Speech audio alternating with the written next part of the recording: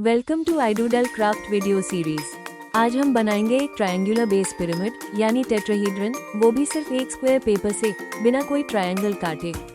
Step 1, take a square paper और उसे diagonally fold कीजिए, फिर दूसरी डायगोनल पर भी। अब पेपर को ओपन कीजिए, आपको 4 ट्रायंगल जैसी क्रीसेस दिखेंगी। अब 3 किनारों पर हल्के हाथ से मोड़ बनाएं ताकि पिरामिड की साइज उठ सके। स्टेप 2, अब एक ट्रायंगल को बेस रखें और बाकी 3 ट्रायंगल्स को एक एक करके फोल्ड करते जाएं ताकि वो आपस में मिल जाएं। ग्लू या फेविकोल की मदद से एजेस को जोड़ दीजिए। आप बेस के लिए एक पेपर लेके उसे पे चिपका सकते हो, थोड़ा होल्ड करें। एंड डन, आपका ट्रायंगुलर बेस पिरामिड यानी टेट्राहेड्रन तैयार है, वो भी बिना किसी कटिंग के। Package use it for situation test models, tents, peaks, modern forms और base elements. Push pin, keep watching Idoodle craft video series.